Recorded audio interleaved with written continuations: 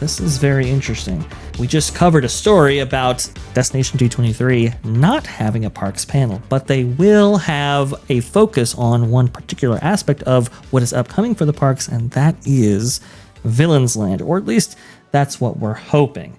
Here we go. Let's go ahead and put this on screen right now. This is from Drew Smith, Drew the Disney Dude. New D23 teases new details for Villains Land coming to Magic Kingdom at the Disney Villains Icons of Evil panel at Destination D23. Join Disney Experiences and some of your favorite troublemakers for a panel discussion on how Disney Villains experiences come to life around the world. Hear directly from the creative minds behind new projects and attractions, plus enjoy a special Villains-themed medley to kick off Destination D23 Day 2. Okay, well, fair enough, and it looks, sounds actually pretty good. But here's where it gets a little weird, Culture. This is from Walt Disney World News Today on the same day as the post there by Drew talking about the Villains panel. Walt Disney World surveying guests about Disney villains including Horned King, Stromboli, Ratigan, and more. A Walt Disney World survey going out to recent visitors asked guests about several different Disney villains, including rare villains like the Horned King and Stromboli, possibly in preparation for the new Villains Land coming to Magic Kingdom. The guests who received the survey and shared details recently visited Disney's Hollywood Studios. The survey asked general questions about their experience at the park, then asked them to, quote, indicate to what extent you are familiar with the following characters from the Disney universe. And guests could choose very familiar, somewhat familiar, or not familiar, or unaware. All of the characters were Disney villains, beginning with Yzma from Emperor's New Groove, and the list also includes what you can see right there. I'm bringing this up because by Drew's description here, it sounds like, oh, we're going to go ahead and get a lot of details on Villains Land itself. But this survey, in which they're asking guests about what villains that they might be interested in from a Villains Land, that indicates to me, Culture, they're still in the development phase of this project. And if that's the case, then they won't have anything to show here at Destination D23 at this panel, or at least very little of substance. They might go into the history of particular villains and maybe highlight villains that you see featured on this concept art, like, for example, what is it, Maleficent here? But other than that, I don't think we're going to get anything substantive from this in the way that people are hoping for. But hey, I could be wrong. Culture, your thoughts on this particular story? This is the biggest fear, right? Disney is so heck bent on destroying Frontierland for just a small smidgen of what this area might be, but they're destroying that to maybe obfuscate the fact that they're going to be even farther behind on this Villains Land. This thing is not going to be ready for prime time.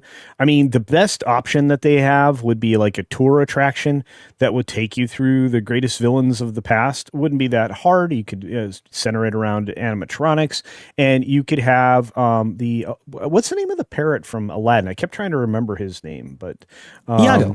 Iago. Yeah, they could have Iago kind of guide you through that kind of an attraction. First of all, it would be a great dark ride. It would be all indoors. It would give them a chance to do some special lighting effects and some other things that they wouldn't be able to do outdoors or in a larger area.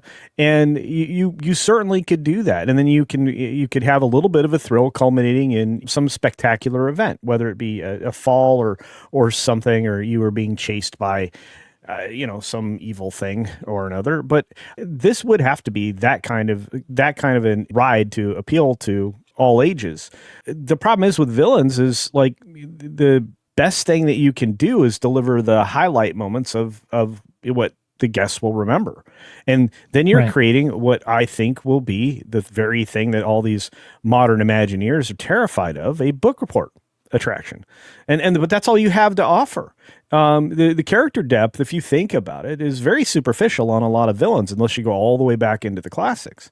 They're just the bad guy to be the bad guy, and they do all the bad guy things. That's their character development. So, you have to go back into the classics, and then you're even more of a book report attraction. So I don't know. And again, if they don't have things already prepped, we should be terrified with what this might become. Because when they were going to do the Heroes versus Villains boutique park, attractions were fleshed out with rides and everything else. The Blue Sky that they even allowed to go public, around some of those ideas. Remember when the wine cellar at California Adventure had the Blue Sky? The Blue Sky cellar. Yeah. So you actually would, sometimes get in contact with what really almost was or it could possibly be if somebody pulls their heads out of their butakas. This is awful. Nobody wants this. If you did this thing on screen, it's terrible.com. And it's really bad. And I mean, like they're dedicating websites to just how poor that is. But that's not something that you're going to put there. That's not even a good like Disney cruise like show. I'm just saying. Overall, like I said, I have very little hopes for this, and the fact that they don't have it fleshed out yet is terrifying because they don't have creatives anymore. Sorry, they sure don't. And the creatives they do have, and no maintenance and no third shift and all the things that we talk about. So it's like even if you do get something good, how long will it last? All that kind of stuff. But when it comes to this particular story, I mean, we have heard too that maybe perhaps the Jonas by Adventure crew might be working on this. If that's the case, then we're in really deep trouble.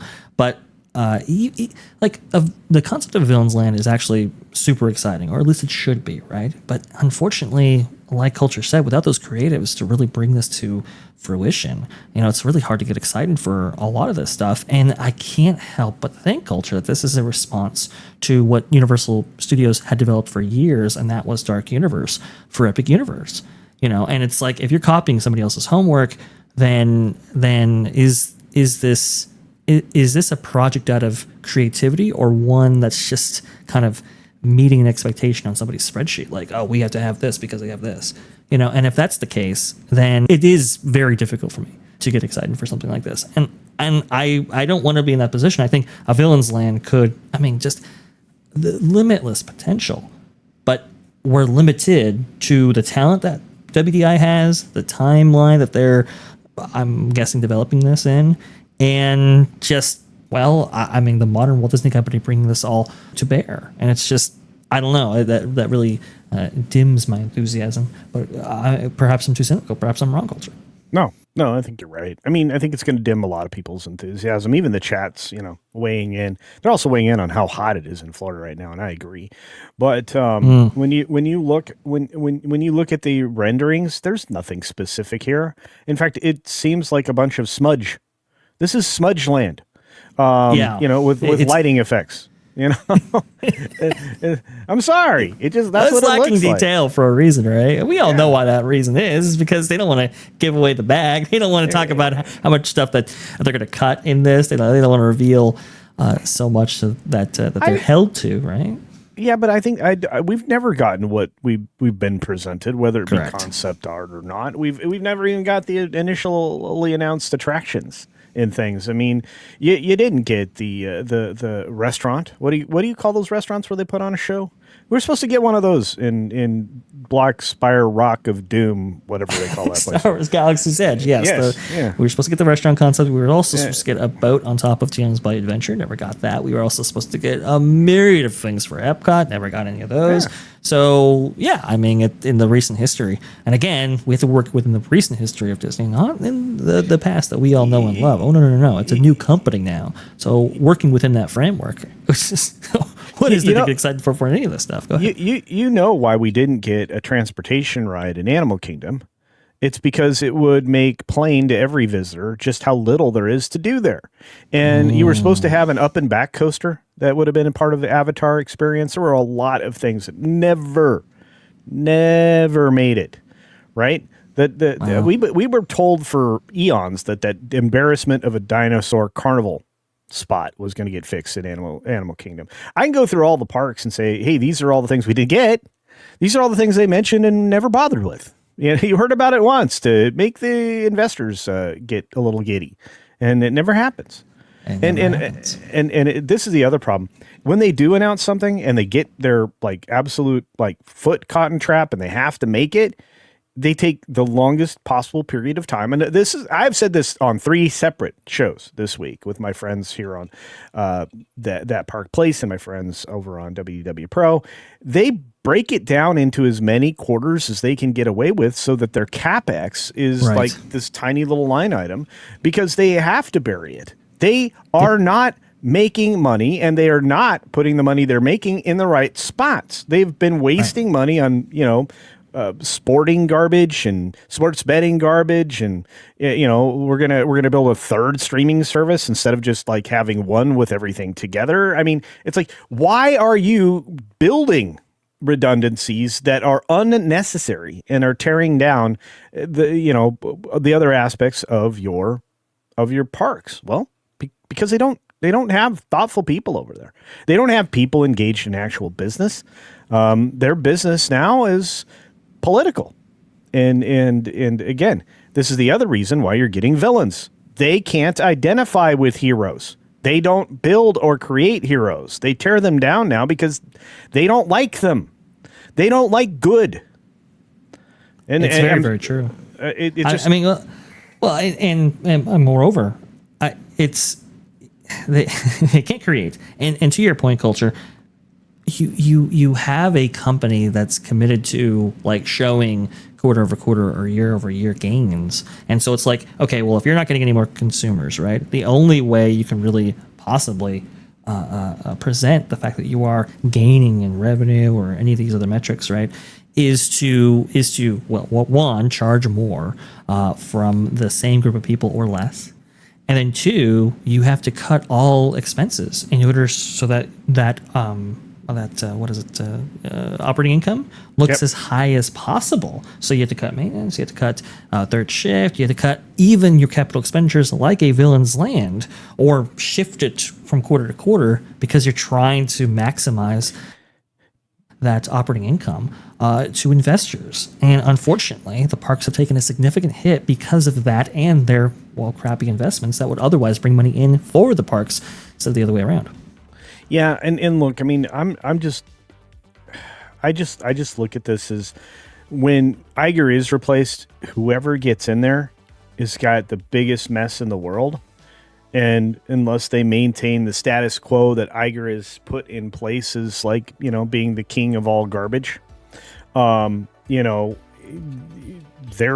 never going to be able to dig out of this hole. They are mired in this sludge. Thanks for watching That Park Plays News. For more information, consider checking out www.thatparkplace.com.